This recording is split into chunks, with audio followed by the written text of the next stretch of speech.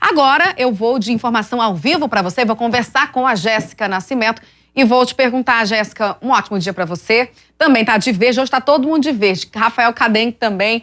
Mas vamos falar de um assunto sério, né, minha amiga, que é a questão aí dos moradores. Poxa, como é que eles receberam essa notícia de que não vão poder tirar os seus pertences, pelo menos por enquanto, porque o prédio está instável, né, Jéssica? Bom dia para você e para sua equipe toda.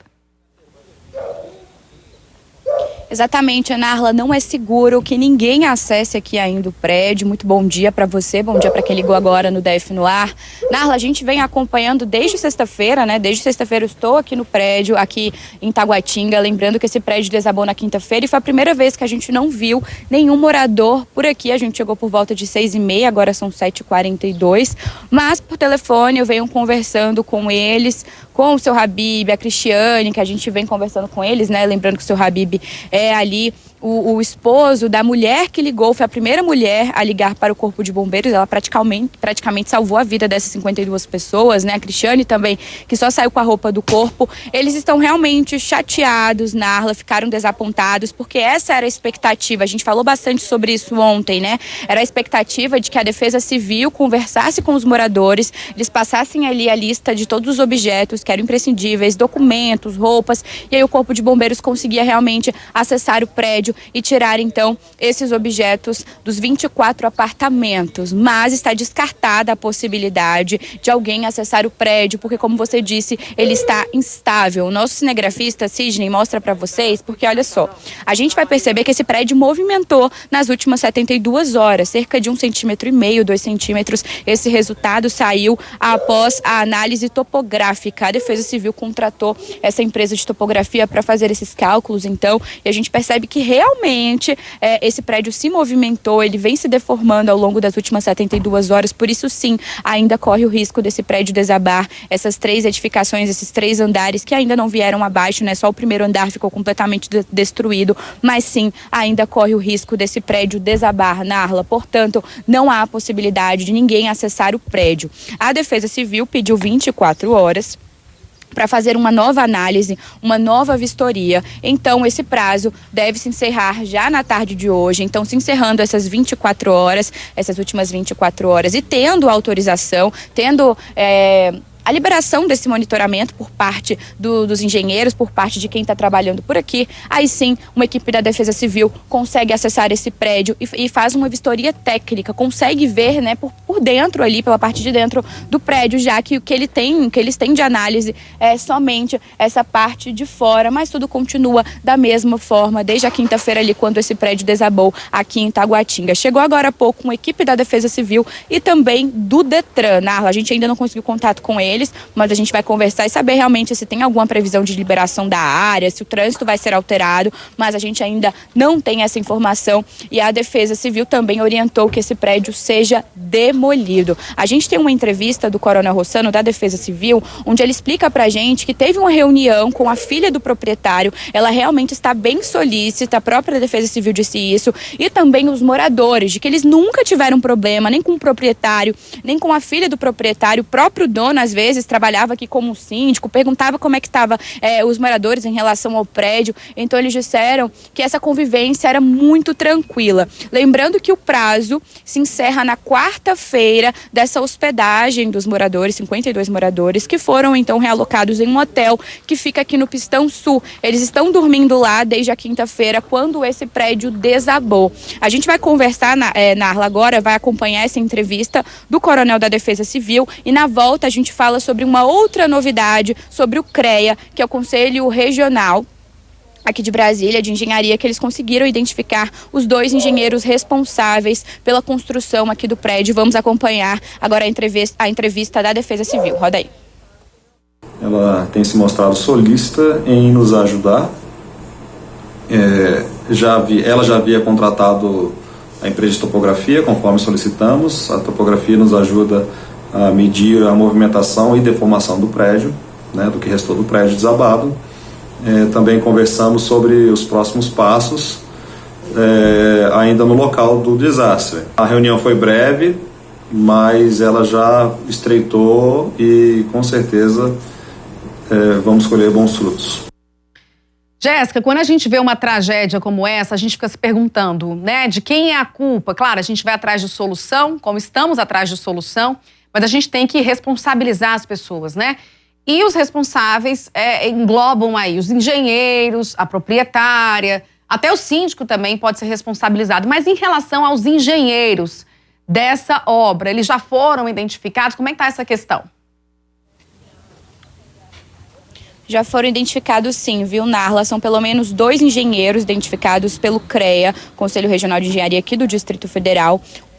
Ele assinou ali um termo, né, de responsabilidade técnica, isso em 1999, então assinando essa responsabilidade técnica de que tudo estava ok nesse prédio, toda a estrutura, que ele podia realmente, né, funcionar. Lembrando que ele não tem autorização, gente, ele é irregular, ele não tem a carta do Habite, portanto ele é irregular. Então está errado de todas as formas, ele não podia estar aqui sendo ocupado por 24 apartamentos, mais de 52 moradores. Enfim, esse engenheiro assinou esse termo em 1999, e passou para outro engenheiro em 2001, que assinou novamente esse termo de responsabilidade técnica. Então, são esses 2 engenheiros responsáveis. Eles já foram identificados, Narla. Então, o que acontece com eles agora? Eles serão chamados, né? Eles devem responder por isso, vão prestar esclarecimentos e vão passar por uma reunião, vão passar por uma comissão de ética depois de prestar esses esclarecimentos para decidir realmente o que acontece com esses 2 profissionais. Se eles perdem essa autorização, se eles perdem essa carteirinha do CREA, enfim, tudo isso será investigado, será apurado, eles ainda serão convocados, o que ainda não aconteceu. E como você disse, Narla, essas pessoas serão, claro, responsabilizadas. A gente conversou com um advogado especialista em direito do consumidor e ele disse justamente isso, quem pode ser responsabilizado. O próprio proprietário aqui desse edifício, esses engenheiros responsáveis e até um síndico, né? Por que o síndico? É porque ele, gente, deve realmente vistoriar, conversar com os moradores, perceber se tem alguma falha, alguma rachadura, alguma infiltração. Aí ele deve procurar o responsável e explicar tudo o que está acontecendo. Mas em relação a esse prédio, nesse caso, realmente não tinha síndico. O síndico era o próprio proprietário que conversava ali com os moradores. Lembrando que esses 52 moradores, eles foram, já estão ali em um hotel, e aí na volta a gente conversa um pouquinho também sobre as doações, né? Vamos conversar agora, vamos ouvir a entrevista da presidente do CREA, que explicou um pouquinho pra gente sobre esse assunto. Roda aí. Aqui a gente encontrou a anotação de responsabilidade técnica só para até 4 pavimentos. Esse 5º, a gente não sabe como é que foi feito. Se com projeto, se com engenheiro. Então, não se pode botar um 5º pavimento sem saber se a estrutura aguenta. Então, as pessoas ficam assim, não fazem uma análise, né?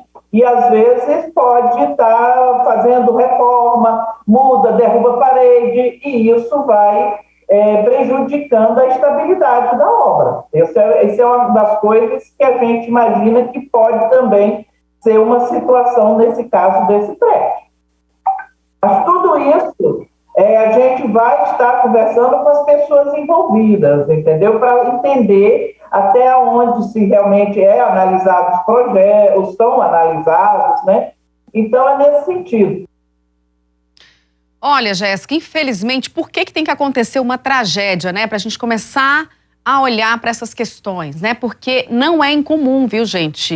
O pessoal aí, aqui no DF, também no entorno, sair construindo. Às vezes a pessoa constrói ali um andar, aí depois, eu vou fazer mais 2, mais 3, mais 4, vou alugar, vou ganhar dinheiro, mas não se preocupa em ter o habite, em ter a escritura, não se preocupa em ter a autorização, em regularizar o imóvel. Quais são as consequências? Essa que a gente está vendo, as pessoas, 24 famílias que perderam tudo, ainda bem não perderam a vida por muito pouco, né, Jéssica? Porque teve gente que saiu assim, logo depois o prédio caiu. Ainda bem que a gente não está falando de uma tragédia maior, mas poderia estar falando.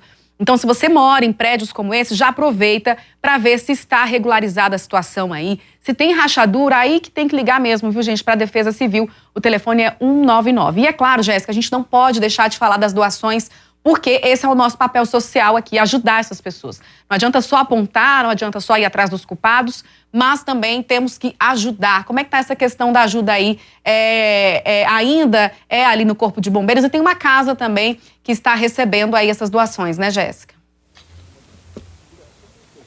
Exatamente. Narla, falando sobre essa autorização, né, dos moradores irem atrás também para ver se o prédio está regular, é muito importante. A gente vem conversando com a Defesa Civil todos os dias e o Coronel Rossano, que está à frente desse monitoramento, diz exatamente isso, que poderia ser uma tragédia que já era anunciada, porque não tinha ali a regularização, não tinha a carta do Habite, e ele até disse uma frase que eu não esqueci: o prédio ele avisa. Então, assim, ele já não tem autorização, começa então, não tem monitoramento, não tem cuidado, então tem rachaduras, infiltrações, coisa boa não vai acontecer com ele. Então, felizmente, a gente está falando de um prédio que desabou, mas que todas as famílias tinham já saído a tempo, senão realmente seria uma tragédia já anunciada. Agora, falando sobre as doações, realmente a união faz a força, muitos brasilienses ajudando. Você pode doar roupas, fraldas, produtos de higiene, cobertores, está chovendo bastante aqui na região de Taguatinga, não para de chover. Então, se você tem ali um agasalho, um cobertor, pode levar para qualquer posto do Corpo de Bombeiros. E também tem uma moradora que está recebendo essas doações. A gente tem o endereço aqui da casa dela. Anota aí. É a QSS 7, casa 35, é a rua do CF10. E também a gente tem um Pix dela. É o telefone dela, você pode ligar, perguntar o que está faltando, porque os moradores estão também pedindo cestas básicas. O telefone é 61984086817, Narla. Lembrando que o Corpo de Bombeiros e a Defesa Civil também estão recebendo essas doações, porque os moradores estão precisando demais. Eles saíram apenas com a roupa do corpo, nem levaram os documentos. Muitos animais também ficaram para trás. A gente vem falando desses animais desde a quinta-feira, desde a sexta-feira. Mas muitos reencontros já estão sendo feitos. Então a gente também faz um apelo para os moradores que estão desesperados, querendo entrar também nesse prédio sem autorização. Gente, espere, porque o prédio ele não está autorizado para entrada, ele ainda está instável, ele pode desabar. Então espera mais um pouquinho, a gente sabe que a situação está difícil, mas no momento certo, na hora certa, a Defesa Civil, o Corpo de Bombeiros vai entrar em contato com vocês para saber, né, quais são esses objetos imprescindíveis que vocês precisam para aí sim fazer essa retirada. Isso pode acontecer hoje, pode acontecer amanhã. A gente ainda não sabe essa data exata, Narla, porque a Defesa Civil está fazendo esse trabalho com muito cuidado, realmente esperando a hora exata para saber se o prédio vem se movimentando, que é infelizmente o que vem acontecendo. Esse prédio vem se movimentando. Tem uma diferença grande ali desse prédio amarelo para o prédio branco. A gente que está acompanhando de pertinho desde o início, a gente já consegue perceber, e essa foi a análise topográfica que essa empresa de topografia que foi contratada pela Defesa Civil fez. O prédio vem se movimentando sim, e o que isso indica?